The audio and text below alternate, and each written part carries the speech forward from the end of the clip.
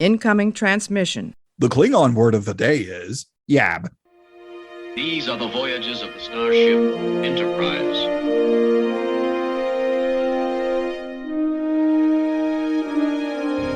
So, this is a huge victory for the good guys. Scotty, beam me up. Resistance is futile. Live long and prosper. Boldly go where no man has gone before.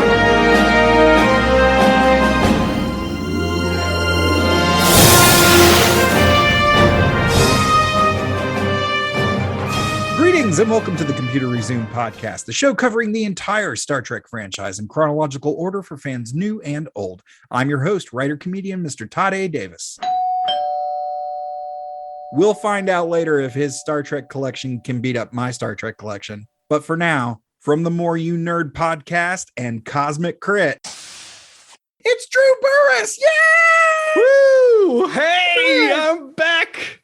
Third time's the charm. First time was the charm. So was the second. It's been really nice having you on for these episodes. I've had a lot of fun. I just hope, unlike most trilogies, that we can stick the landing with this one. That's true. Gosh. Oh yeah. You know what they say about the third ones. Oh boy. How you been, man? How's your week? I've been good. It's my kids were out of town all week, so I got to do sleep. Not nearly as much as I wanted to. Nice. Everybody happy, healthy? Yeah. Just they had a week off of school, and we just figured, hey, instead of letting them just hang out on their iPads while my wife was at work, working from home, not just at home without somebody there, we'll try to ship them off to some grandparents. So the grandparents took them for a week, and they had way more fun, and they did interesting, cool stuff. They fed a giraffe. It's the whole thing. Whereabouts? I'm presuming a zoo, but I don't know. I didn't ask any questions. I mean, like, is it here in South Carolina or out of state? It's in Georgia. Georgia. Okay, cool. No, that's great, man. Are you keeping caught up with Discovery? I think I'm behind an episode. I am. So I've watched the first 2 or 3 episodes of Discovery this season, and so the short answer is, I hope nobody that I work with or used to work with listens to this. I used to have a lot of time at work to just kind of sneak and watch stuff, and I changed jobs and I don't have that time anymore. So I'm behind on everything. No. So I'm trying to catch up. I want to catch up before Picard starts, and Picard is one that I have to do week to week. I'm way more interested in that. Not that I'm not interested in Discovery. I love Discovery. I love season 3 of Discovery more than the first 2, especially. I never hated Discovery. No one ever cannot find any instance of me saying that. Nice. I'll piece it together, and I've got enough audio. I'll piece it together. From what I'm hearing, the season is getting to where, getting really good and getting to a really good part of the good era of the show, and I'm excited to dive back in. I just need more time, and I play a lot of video games, and 3 video games that I wanted to play all came out the same week. Oh man. Yeah, so it's I'll catch up at some point. Catch up. You'll sleep when you're dead, sir. Yeah. Yeah, I've been watching I've been doing pretty decent keeping up with Discovery. It's between doing the show and working a full-time job, it can be a little tricky to stay caught up with everything, but not to detract too far, but are you planning on going to see the Batman this coming week or next week? I am. It is definitely on my list. It is just a matter of time. I'm a huge Batman fan. We've talked about this, I think. I know we've talked about it off air. I don't know if we talked about it on air. Yeah, I don't know if we have either. I'm a huge Batman fan. I am very excited to see this movie and to see what this character can be in the right hands. Mm-hmm. Not to say that this are the right hands. I don't know. We'll see. Right. Every Batman movie that I have seen in my life, which is all of them, there's always they get almost all the way there to where I want, but then this character doesn't have what I want, and then this character doesn't have what I want. I want a perfect interpretation of my favorite comic book character on screen, and we're getting closer and closer. Yeah. We haven't quite gotten it. Yeah. I think I'm having to sort of divorce myself from a lot of the live action stuff that comes out from DC. And then we will talk about Star Trek. But yeah, it seems like they're not just, I wish they would lean harder on their strength, which is clearly animation. Like they kill it in animation, but the live action stuff is good as like a flash in the pan, or it's just like, it's fun to watch on the big screen or something like that. But like those instances are getting fewer and further between. So here's two reasons why they kill it in animation.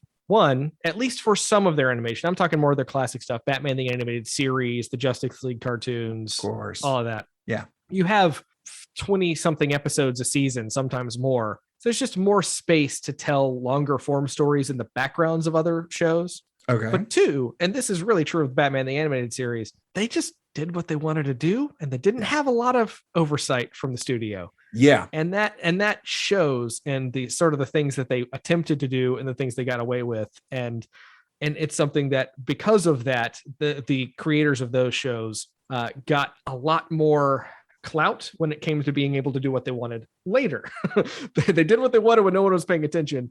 It went really well. So then they got to do what they wanted when people were paying attention.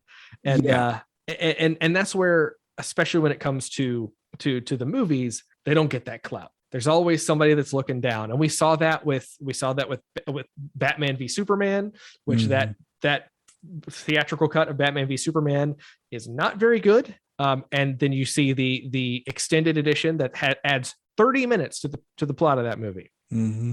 Apparently they cut out everything interesting in that 30 minutes, because you watch the extended edition of Batman v Superman, outside of the worst line in cinema history. Why did you say that name? Martha, as I call it. Yeah. Which is still bad no matter what. Yeah. But the extra 30 minutes that they added into that added all of the context for why all of the characters, all of them, why Bruce Wayne was doing what he was doing, why Lex Luthor was doing what he was doing, why Clark Kent was doing what he was doing. All of that was cut out in that weird 30-minute chunk. And it's mind-boggling how they could let that out the door. And to see the same thing happen with Justice League. And I know Justice League Snyderverse, I'm not a huge Snyder fan. I think cinematography wise, the dude can put together a shot. Story wise, not quite as much, but yeah. I did not really like the Justice League movie, the Whedon cut of the movie. Yeah. But wouldn't you know it? You add in an extra 3 hours to the cut of that movie for the Snyder cut. I don't know. I liked it. I watched it in 2 or 3 sittings, but I've been burned so many times by because Batman for me has been around longer than Star Trek, longer than Star Wars, longer than Doctor Who. It's Batman's first love. Was it? Okay. Honestly, Teenage Mutant Ninja Turtles was first love, but after that was Batman. So I have to ask you this, because we're talking about this, because we talked about. I mentioned this in one of the episodes I was on. I wish I could tell you what the first episode of Star Trek I ever saw was, because it was definitely an episode of TNG, and it was just one of those syndication episodes that was on TV at some point. Right.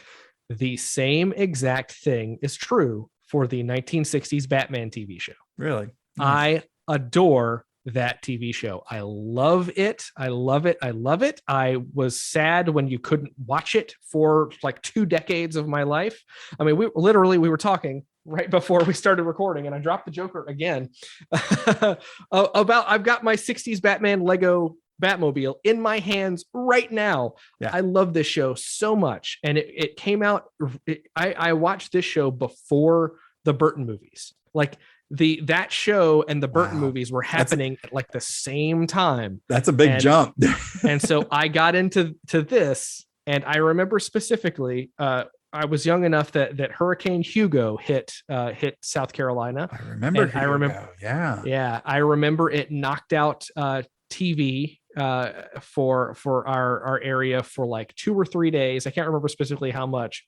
And of all of the things, and keep in mind, I was real young, so don't judge me too much about this. I was single digit age. I remember being mad that I couldn't watch Batman. Yeah. Oh, yeah. Right there with you, man. Yeah, just again, not to linger on it for too much longer, but in terms of the animation with DC, Bruce Timm, Paul Dini, and Andrea Romano really assembled a great cast. They had such great insight into, hey, you know what, the show's pretty dark, let's do it on black paper instead of white paper, and it totally changed the look, and it looked amazing. Still to this day is a really fantastic version of the character and that world. And I defy anybody who has seen at least a single episode to read an issue of any Batman comic book and not hear Kevin Conroy's voice. He's the Batman voice. Yeah, he's the voice. I mean, all respect to Mr. Bruce Greenwood, who also does a phenomenal job as Batman, who's also a Star Trek alum. Captain Pike in the Abrams verse, and yes, the Kelvin timeline. Excuse me, it is the Kelvin timeline. The Kelvin timeline. Yes, we have to be correct about those things. The internet will let us know. But yeah, so shifting to Star Trek here. What did you think? Just without getting too spoilery, what did you think of this week's episode? I'm a sucker for episodes like this week's episode. Oh, really? Okay. Is it the time travel-y element? You may have we may have had this conversation off air, but how much, speaking of Batman again, how every comic book company in the movies that they're making are leaning into the idea of multiverses. And different takes on plot lines and different takes on characters and things like that. Yep. I eat that stuff up. And I understand where that comes from in my brain. That sourced from Star Trek: The Next Generation, cause and effects. Yeah. No, it's a lot of fun. And I think honestly, for as much grief as people give this particular version of Star Trek, I think this is a really solid entry. Like, it's, you've got solid performances all the way around. We get the alternate reality glimpse, not exactly mirror universe, that comes later. Yes. If you're taking volunteers for those episodes, just let you're allowed to call dibs if you want to officially call dibs here and now. Dibs. Done. Absolutely. But yeah, those are such fun. You can see, I feel like those episodes are fun to write and fun to create and fun to play. So it feels like everybody was really enjoying the job. Because I feel like with something like this, which is it's a procedural, no matter how you slice it. But with something like this, I feel like it's easy to get stuck in a rut. And you feel like you're doing the same thing over and over, which is stuck in a rut. I'm just being redundant now. But Captain Archer's literally doing the same thing over and over. Right. But it can get very mundane, and you kind of lose interest, you lose enthusiasm, and and it does end up coming across in the performance. But here we get some really fantastic moments. And to be honest, it's one thing to have good performances and be like, oh, okay, great. And then to look at the overall storyline and be like, yeah, but that doesn't really fit. And this one does a great job of both, where you've got some fantastic moments, and then based on the overall storyline, it still fits in there. And I think it's a really fantastic entry. I wholeheartedly agree. I loved this episode. I am ready to talk about it. So I think we might need to get to a recap. See, I get to cue up the recaps. I get to cue it up. Spoiler alert. Spoiler alert. UPN Wednesday, a stunning new Star Trek Enterprise. In the blink of an eye, Earth, their greatest fear. Destroyed. How could it have happened? We could have saved them. And who will pay? You were relieved of command. The Enterprise you must not miss. While rescuing T'Pol from a spatial anomaly, and so on, Archer is infected by subspace parasites in his cerebral cortex, resulting in anterograde amnesia. He is unable to form new long-term memories. Unfit for duty, Archer is relieved of his command. T'Pol is granted a field commission to captain, but the mission fails, and Earth, alongside every other human colony, is destroyed by the Xindi weapon. The few surviving humans form a convoy led by the Enterprise, which travels to the planet SETI Alpha 5. This is SETI Alpha 5! 12 years pass, and Archer, still plagued by memory loss, lives with T'Pol in a little house on Cypress Hill in the colony. She's given up her career to care for him. They are visited by Doc Phlox, who eventually engineers a cure. Great. He also discovers that when the subspace radiation treatments kill one of the parasite clusters in Archer's brain, it also vanishes from every other previous medical scan, as if the parasites had never existed. Therefore, since Archer will never have been infected, he would have remained captain and possibly prevented the chain of events that led to Earth's destruction. Unfortunately, Enterprise, now captained by Trip, is observed and attacked by Xindi vessels before the treatment can be completed. The Enterprise is outnumbered and heavily damaged. Phlox, T'Pol, and Archer race to create a subspace implosion, and as their procedure nears completion, Phlox, T'Pol, and the entire bridge crew are killed. Archer himself is fatally wounded, but manages to complete the procedure. The ship is destroyed, but their plan works, and the subspace parasites are also destroyed by the implosion and wiped out through time. Archer awakens in sickbay, recovering from a physical injury, but will never develop the amnesia he originally suffered. Well, Lottie frickin' da! So, what is it about this episode that really gets you going? That, I mean, let's get into the nitty gritty here. What is it? Let's face it. The Enterprise has been on a quest in the Expanse from the beginning of this season to find the Xindi weapon and stop it before it can destroy Earth. Right. And in the opening moments of this episode, Archer wakes up in his quarters, has no idea what's going on. He's almost stopped from leaving, but forces his way past and gets to the bridge to find T'Pol in a captain's uniform, watching as the Xindi weapon destroys Earth. What an intro to an episode. Oh my God. Like, I don't think we've seen such a great cold open since the Expanse, since that first Xindi probe, like, cut a new groove in Earth, like killing off most Floridians. But yeah, I mean, it starts off with a bang. This is, I mean, pardon the pun, but it's really great. And again, I am going to spoil a third season TNG episode for folks who have never watched Star Trek and are watching along here. This intro is up there with episodes like Cause and Effect, where the original intro, the pre-credits intro to Cause and Effect, involves the Enterprise D getting destroyed, only for it to be suddenly back right after the commercial break. And I love stuff like this. I can't put I think it's because I'm so ingrained in the way things are and the way things happened that I just get giddy to see an alternate take on those things. Yeah. And it's weird to say that and then complain in the intro about how I've never seen a Batman that's just like the comic Batman that I love, because I've seen so many alternate takes of Batman that I should love that. And I do. Let's be honest, I do. I'm there to every movie. But it's just, it's one of those things that I love. I love multiverses. I love different takes on stories. I love mirror universes. I eat that stuff up, and I don't know why. I love it. Have you ever seen the documentary, The Aristocrats? Yes. It's been a long time now. Right. But for folks who don't know, it's a documentary about the dirtiest joke ever told. It's an old vaudeville type joke.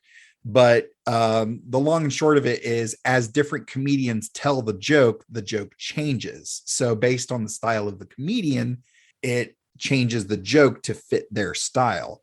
And at one point, I believe it's Penn Jillette of Penn and Teller, who's sitting there talking about it's not the singer, it's the song. You're not focused on the comedian, you're focused on this joke, but it's really the singer that's putting their spin on this song, in terms of comedy. it's the comedian and their sensibilities and the things that are, deep in the dark recesses of their psyche that end up coming out in this joke. And I think that's what we like about alternate histories and alternate universes, especially with stuff like this, stuff like Batman, where it's kind of like based on whoever's writing it and drawing it, we get some really great things. I think, and you're roughly the same age as me. You probably remember the DC Elseworlds that were coming out pretty regularly back mid to late 90s, where it was just it was Marvel's basically What If. I was going to say, it's basically DC's answer to the Marvel What Ifs, which I think one of my favorites of the DC Elseworlds was what if Kal-El, when he comes to Earth, is adopted by Thomas and Martha Wayne and not Jonathan and Martha Kent. Oh, see, I haven't seen that one. I thought you were gonna. It's good, dude. I thought you were going to. I thought you were going to drop in the Red Sun, which is a way more iconic, way more well known, at least. It is iconic. It is very well known. It is the one I have not read. I have still not read it. I own it and have still not read it. Well, we talked in the intro about DC animation. They've also done an animated movie about it. So you can watch that too. Yeah. They've done, it was a lot of the ones that I found really fascinating were these characters in different periods of time. Like Gotham by Gaslight is basically set in turn of the century London. Yeah. And Batman's hunting Jack the Ripper. Which I own it and I started reading it, but I haven't finished it. Oh yeah. But Mike Mignola of Hellboy did the artwork. It's fantastic. I think he wrote the story too. Yeah, it was really like, if you like Hellboy and Batman, imagine Batman and Hellboy style. Very cool. I keep wanting to talk about DC stuff because but I'm so excited about Star Trek. I don't know where to go. The one where Bruce Wayne gets the Green Lantern ring is a great Elseworld as well. Darkest Night. Yeah. Very, very dope. Oh yeah. I think there was there was that one. They did pirate versions. They did the far future. They mixed and matched different characters sometimes, and just it was a really fun way to look at these characters that we know so well, and you're just seeing them in a different light. And it's kind of, with Star Trek, and especially this version of Star Trek Enterprise coming out right after 9/11, I think maybe not right at the beginning of the show, but as it went along, there was this idea of like, hey, America's in a period of darkness and we're having to struggle against this enemy that we're not sure who they are, where they are, why they're doing what they're doing. And I think Star Trek, like I said, maybe not at first, but along the way started to offer people some hope. And I think for that hope to grow, there has to be a chance that you'll lose. You kind of have to risk the dark to get the light. You can't have a hero without a villain. You need to see the results of failure on screen before you can relish in the success that is almost certainly going to happen, because this is a prequel and we know that Earth doesn't get destroyed because there's like 12 other Star Trek shows. It's very funny that you mentioned, because again, we've talked about 9/11's impact on this show before, and it's interesting watching this episode in particular, because there, especially towards the end of this episode, and I know we're jumping out of order and things like that, but there is a scene where Enterprise and the Intrepid and a couple of other Starfleet ships are leading a convoy of surviving ships. And the second that I saw that, I heard tribal drums and chanting. Yeah. It felt very much like Battlestar Galactica. Yes. And especially the remake of Battlestar Galactica, but even the original Battlestar Galactica had the whole convoy of ships. But I was looking at doing research for the episode. It's like, BSG, the new BSG, had not aired yet. Yep.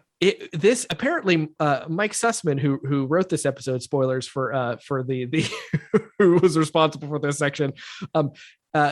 He had read a bootleg version of the pilot script and wanted to include an homage to the original Battlestar as part of that. Wow. which is fun, especially considering that Ronald D. Moore was the producer creator of the BSG remake and was a long time a Star Trek alum prior to Voyager. Oh yeah. You're absolutely right. Well, I mean, you know what? You're not going to have to wait much longer because we will be covering the 2-episode pilot of the remake of Battlestar Galactica on this very show. It's going to be a lot of fun. So yeah, I've got one of my comedian friends lined up to come and talk about it. It's going to be a good time. It's going to be a good discussion. I'm really looking forward to it. We'll talk off air about my take on that and my personal history with that, because it's not going to be interesting. But what is interesting is this show. I love that of course we start the show and then we jump 12 years in time. And I am glad that even though T'Pol has given up her tight-fitting Vulcan science uniform, she still gets to keep the color scheme. She's got the color scheme going on with her long hair. And we start to get the story and the wonderful moments of like, well, I don't often explain it in this much detail. Like I love it. I thought that was an interesting part of this. Was it's unclear if their romantic relationship has developed. Well, I think it's safe to say that at least on one side, their romantic relationship has developed. Yeah. It's been 12 years that this Vulcan has been taking care of this human by herself. Yeah. What happens about every 8 years or so? Oh, yeah. It's that little thing called Ponfar. Yeah. Oh, yeah. That's definitely happened. 100%. Do you think she had to explain that to him at any point of like, oh, look, just so you know, we've hooked up at least once. But it doesn't matter because he won't remember it the next day. He won't remember. Yeah. She could tell him that every day. Every day she could wake up and he could wake up and she will relay to them the entirety of the whole Ponfar experience, with the induced Ponfar, because she knows how to induce Ponfar that was in a previous season. Yep. It's a whole thing. She like, and honestly, this to me is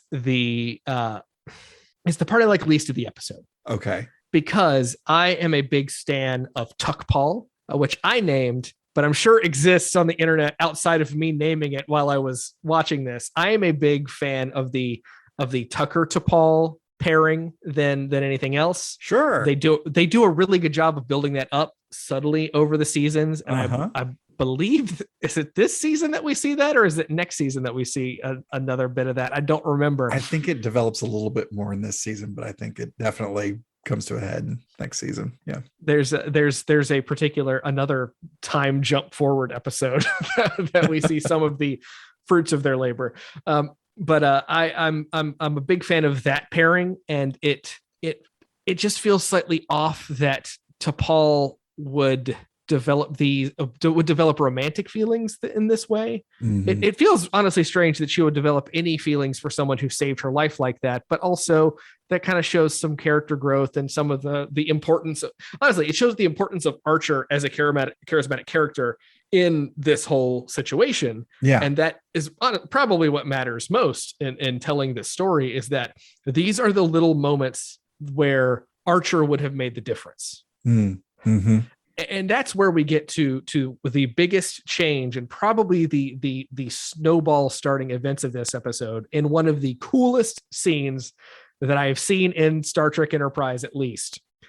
Enterprise is I don't even remember what they were doing, but all of a sudden they're attacked by two Xindi ships. Yeah. And they're disabled, at least partially. And one of the Xindi ships docks and comes in and starts taking dudes out. Mm-hmm. Mayweather dead already. Yep. Dead on the deck on the bridge because it was of an explosion.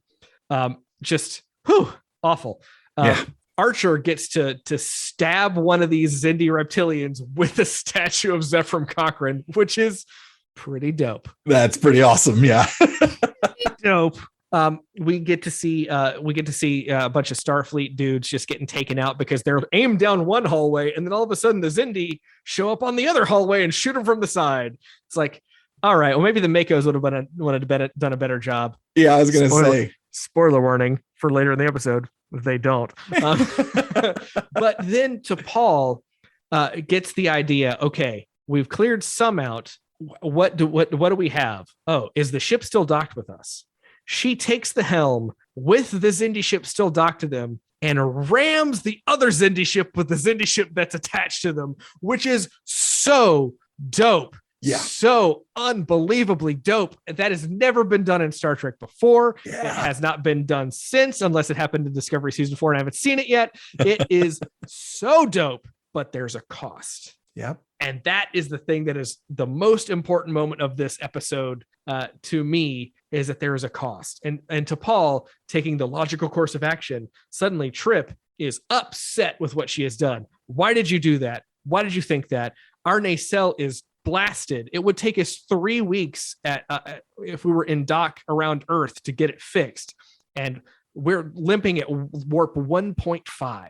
Yeah. And that is a complete, it took them 7 weeks at warp 5 to get to the Expanse in the first place. Like it is extremely crippling. And that is a move that Archer likely would not have made. And that is something that's never stated out loud, but they let the weight of that moment hang in the air to where you're thinking, oh, would Archer have done that? Archer wouldn't have done something that dope. Yeah. And also, we'd still have warp 5. Yeah, exactly. Yeah, no, it's a great moment, and I mean it's rendered beautifully. I think they did a great job with that.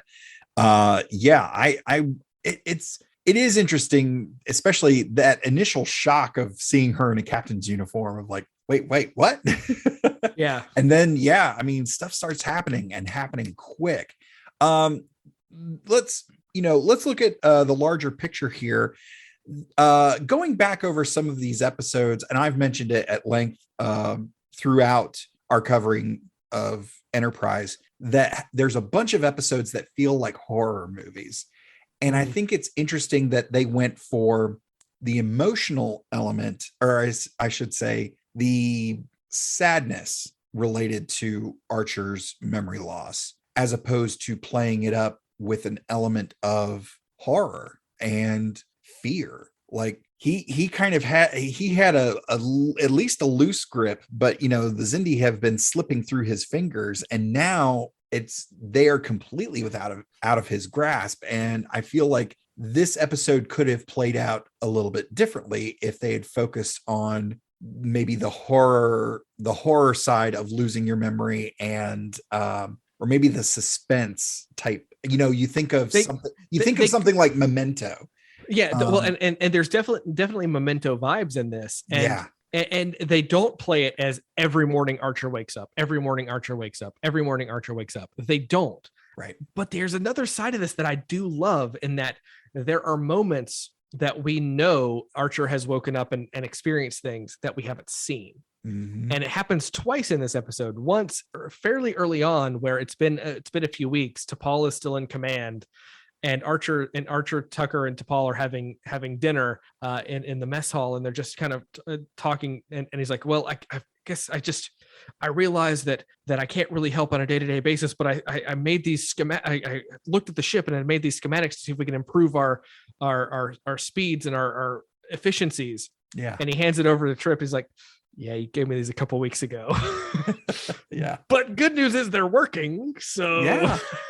But then another one where he feels really down on himself, and it's like he can't help, he can't do anything, and he's on this ship and he feels coddled, and he feels like he feels like more of a detriment. It's like, well, maybe I can at least just help Trip out in engineering. It's like, we tried something like that. It worked for a time, but you became despondent doing it, or you became like, it's just all these little moments that were just really, really character moments we didn't see, but we didn't need to see, because the reaction was the same either way. I think between myself having lived with someone with Alzheimer's and dementia, and my wife who had brain surgery in college, between the two of us, our biggest fears come from losing losing our senses, losing our minds, as it were, losing our ability to function because of an issue with the brain. I come from a long line of, big martial arts history and law enforcement. Like, I've beat the crap out of my brain. I've been punched in the face so many times, it's not even funny.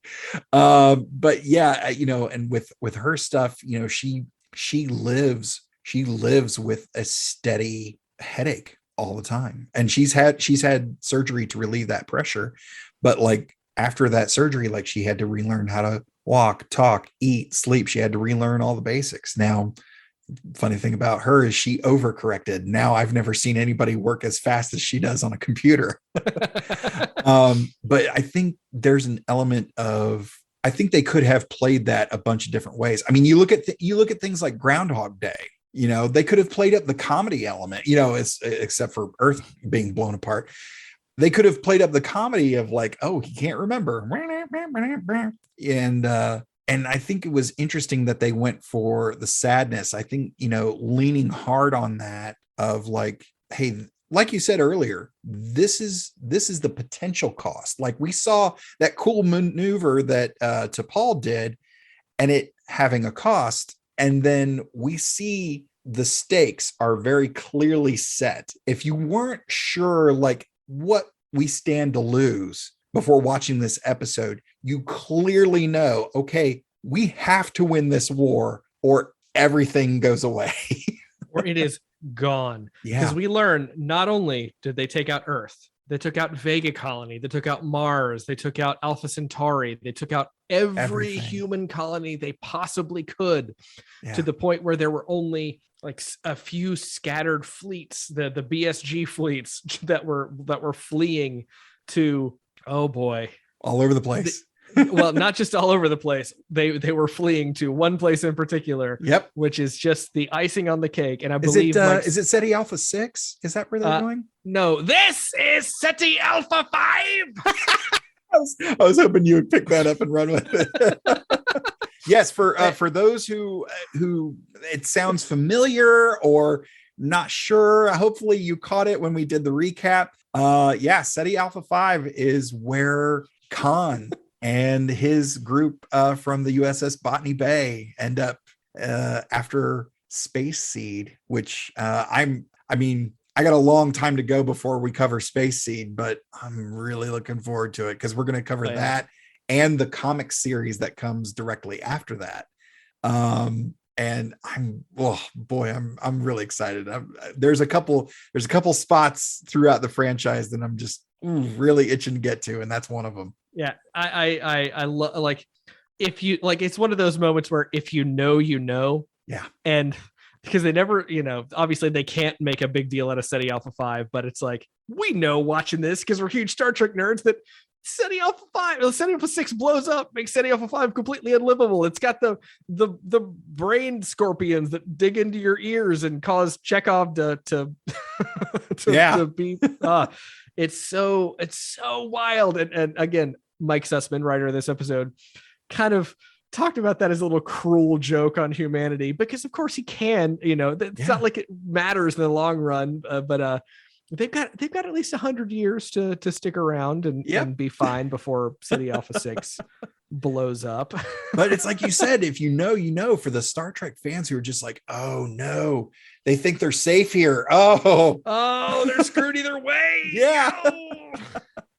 Oh man. Well, we've mentioned it quite a few times, but let's get to a section that we lovingly have called "Who Do We Blame?" As many times Mr. Burriss has mentioned, this episode was written by Michael Sussman. The last episode he did was season 3, episode 2, Anomaly, which we covered on this podcast, episode 47, with my lovely wife, Kat Davis, on our anniversary episode. That was a lot of fun. This episode was also directed by Mr. Robert Duncan McNeil, aka Robert, you mean Thomas Locarno? Yeah, that's it. It was Nick Locarno. It was Nick Locarno. Sorry, Locarno. I messed it up. Or for the less for the less nerdy aka Tom Paris, from Star Trek Voyager. He directed this episode. The last episode he directed was season 2, episode 21, The Breach, which we covered on episode 43 with Mr. Lawrence Todd. That was a lot of fun to talk about. And guest stars, there's pretty slim on the guest stars this week, but we have Mr. Gary Graham once again appearing as Ambassador Saval. The last time he appeared as Ambassador Saval was the season 2 finale. That was episode 26, The Expanse, which we talked about on episode 46 with Sophia from the Where's Beverly podcast. And that was a lot of fun to talk with her about that. I have a production note real quick. Yeah, go for it. So if Archer in the future living on SETI Alpha 5, his gray hair wig that he was wearing, was one of the test Soval wigs. So really? If it looked relatively Vulcan in haircut, it did. So there was a subtle, again, this is Sussman commenting and some of the producers commenting that they felt that after a certain amount of time with T'Pol taking care of Archer, it made sense that the haircuts that he would get would look a little more Vulcan in their cut. Yeah. So just as a justification for why they used a Saval wig, just very funny. Yeah, that's funny. Yeah, you get to see some funny things like that. I remember, I think they actually back in the episode Regeneration, where the sort of the after effects of the Borg coming down from First Contact, they actually, some of the outpost was the old Enterprise D. It was the Enterprise. It was the Enterprise E. Oh, it was Enterprise E. It was. Okay, cool. You see across the range, it was a saucer section from the Enterprise E that was used. Nice. Yeah, I couldn't remember if it was D or E. I thought it was D, but yeah, you're absolutely right. It is more oval shaped. The Enterprise E. Yeah, it's fun to find little things like that. Like when Indiana Jones goes into the tomb and you see the R2D2 that carved on the wall. or R2D2 in the 2009 Star Trek movie. He's floating out in space when things happen. I think the Millennium Falcon fighting the Borg in First Contact. Falcon. Yeah. I mean, it's because Industrial Light and Magic, these Star Wars people did the special effects for those movies. Yeah. Like to throw in little references. Star Trek and Star Wars can coexist, people. They can and should. Yes. In a world where we need more peace, let's bring these franchises together any way we possibly can. Oh man. Well, any final thoughts about this particular episode? I mean, we've praised it quite a bit, but any parting thoughts? Of these 3 episodes of Enterprise that I have camped out with you for, it is weird going from one that was a little weird, a little bit of a downswing, but even though it features Hoshi, who needed more episodes to do anything in her career, and I think for her it was a great episode, even though it was not great in the overall scheme of things for what was going on in the show. Doing this has made me wistful to watch some Enterprise. I find myself sitting down and being like, oh, what's gonna happen? Are they gonna find the weapon? Are they gonna what about the dude that they met in that episode? Is he gonna show up again? Oh, I don't know. What about the psychic guy? They need to contact him again. And they got the tracer. And even the tracer was mentioned in this episode too, but it was a different tracer. It's like, oh! And I really do want to reconnect with this show. Yeah, as if I have any time to do that. But yeah, it's it's like I said. I think this series, specifically Enterprise, doesn't get as much love as it probably should. And it's not without its flaws, but honestly, what version of Star Trek isn't without its flaws? And Next Generation, Deep Space Nine, except for Move Along Home. Fair enough. I'm just kidding. But to be honest, I've got my fingers crossed, and now that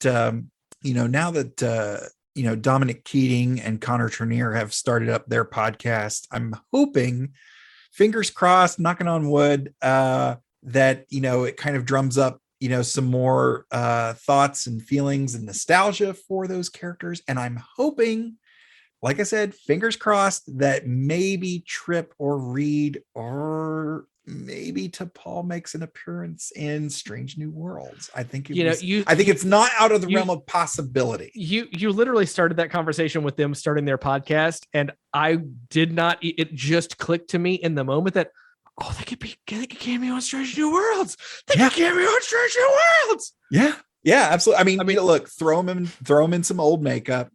They've done it before. I would say you could even have Archer cameo, but canonically, he died a week after the launch of the 1701. Yeah.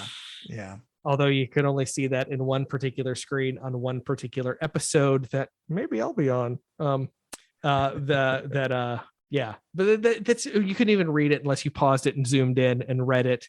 So the all of that is apocryphal. You can change that stuff. I think it would be kind of a cool way to start the show is if the crew of the 1701. I think if it started at Archer's funeral, I think that would be really cool. That would make for, even if it's just a cold open of like, having everybody, graveside and having them slowly walk away and have a big aerial shot of like, as people are walking away, you see they are beamed away as well. And the last one to leave is Pike, and and have him go, I'll do my best, and have him walk away and beamed right to the bridge. It would be cool. It'd be so cool if it wasn't like 5 years after that, because he's already done a 5-year tour. He was on his 5-year mission when the Klingon War and Discovery broke out. So it'd have to be a flashback. But they've done flashbacks before. You could have an elderly on his deathbed Archer giving Pike advice before he goes out on his first mission. Why are we not hired to write these shows? Paramount, please. Here are pleas. Here are our cries to you, Paramount. Well, one of the things that I started doing, or at least that I mentioned in the very first introductions episode of this podcast, was trying to establish an essential watch list. And I think I've mentioned it a few times here and there, but I haven't really started to really shape that list. So I promise here and now to the listeners, the few that do listen on a regular basis, I will start asking that question, and I will start asking it right now. Drew Burriss, is this episode essential viewing? Yes. Okay. Which is strange for me because I don't, because normally when you have alt episodes, they're not essential. Okay. I love Cause and Effect on TNG. Love it. Love it. Do I think that Cause and Effect is an essential episode of TNG? I can't make that claim. But when it comes to the story that Enterprise is telling in season 3, do I think the Hoshi episode is essential? No, I don't. Do I think that last week's episode where you have Archer calming down and meeting the Xindi Arboreal and Gaelic, I can't remember what his name is, but and sort of understanding from that side, and that not every Xindi is guilty, and that there are ones that have no idea what's going on, and to see the two of them make a connection, that one I think is essential. And this episode, to see the failure in the face of lacking Archer as a captain, I feel like that could be essential. I'm kind of in the essential camp on this. Wow. Well, see, because I see your point, and I'm not saying I disagree, but let me offer this. Is it essential for someone who has never seen Star Trek? Oh, probably not.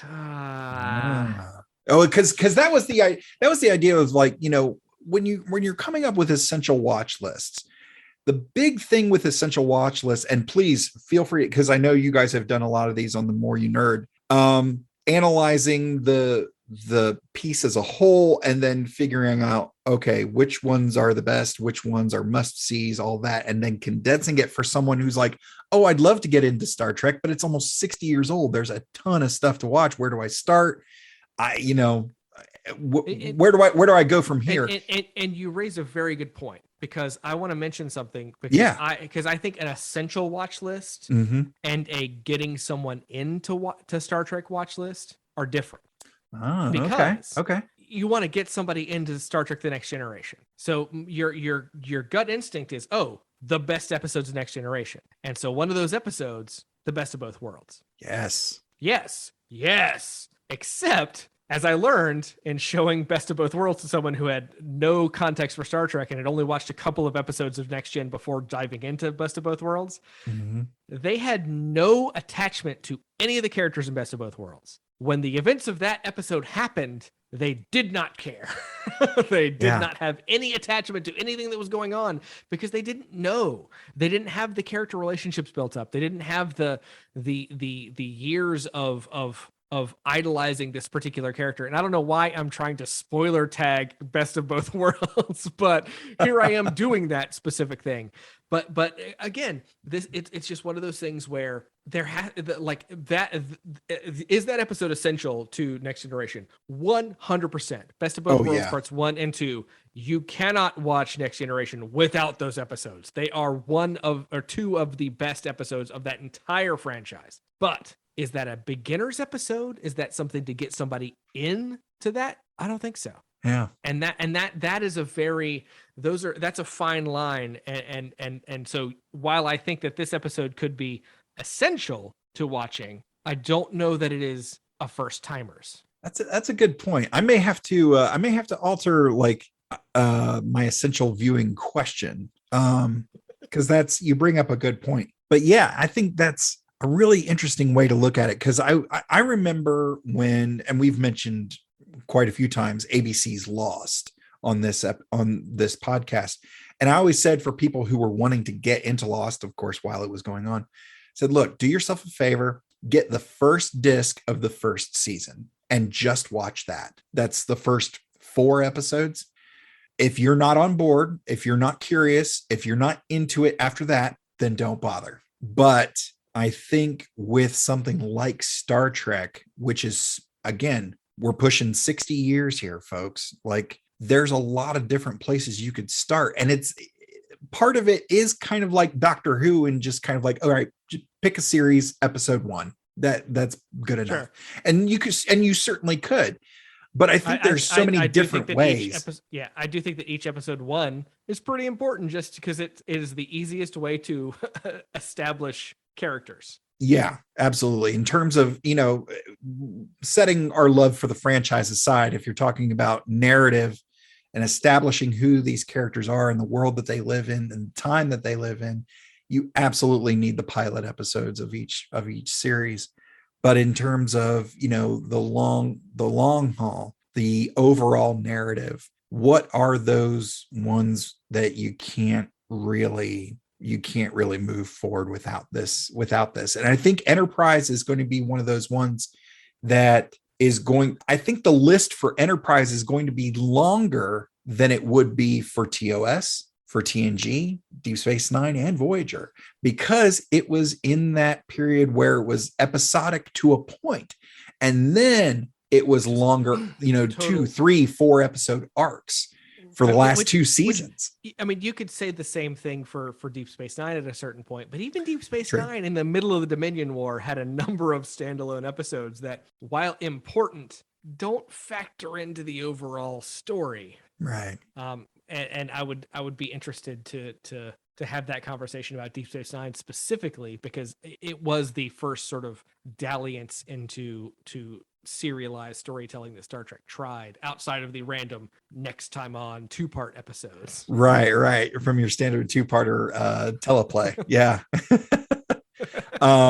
Man, this has been a lot of fun. Drew, thank you so much for coming on 3 times in a row and having it. I've had an absolute blast talking to you. I have had an absolute, you took the words literally right out of my mouth, because I was going to say I had an absolute blast, and now I sound like I'm just copying you.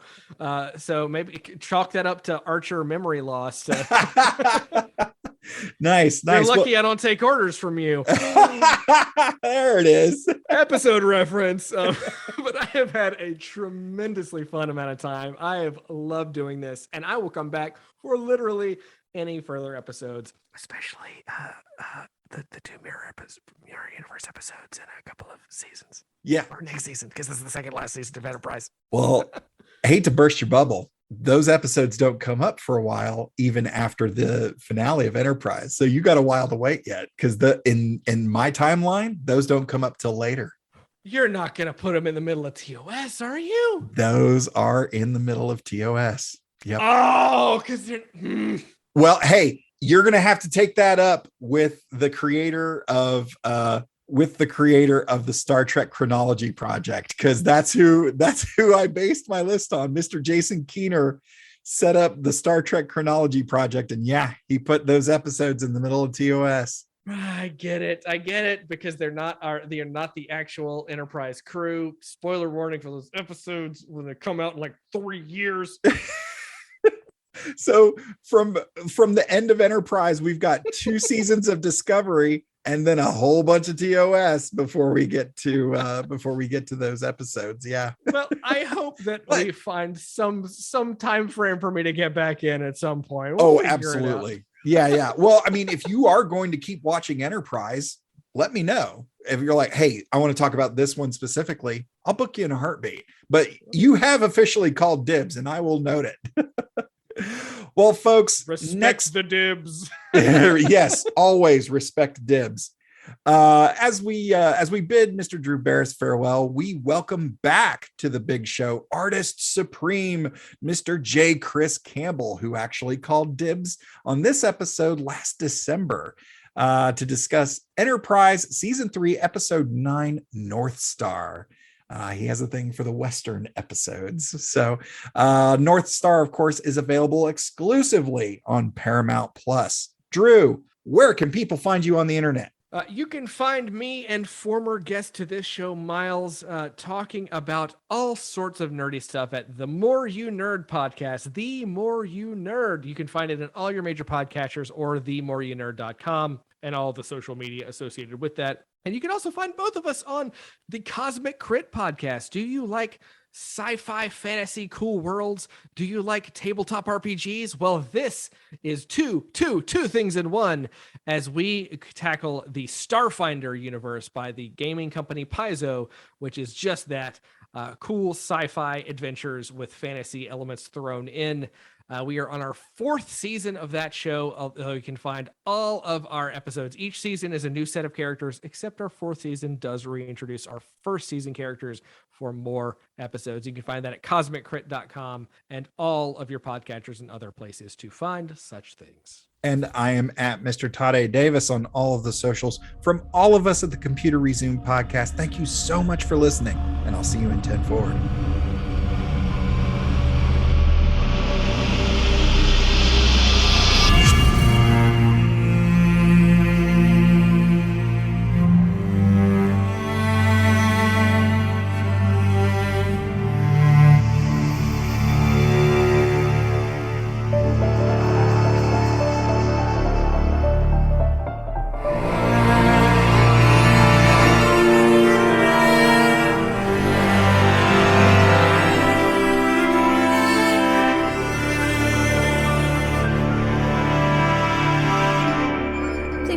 On Patreon and like, rate, review, and share on all your favorite platforms. Feel free to send us your subspace transmissions to computerresumepodcast@gmail.com or at Computer Resume on Facebook, Twitter, Instagram, and TikTok. The Computer Resume podcast was created and produced by Mr. Todd A. Davis. Our logo was designed by Will Martin and Justin Bishop. The opening theme was produced by Justin Bishop, and our outro music was provided with permission by Dronode. Additional music was provided by Mr. Todd A. Davis and Gary Horn, and the voice of Computer Resume podcast and executive producer, me, Kat Davis. # LLAP. We'll see you next time. Going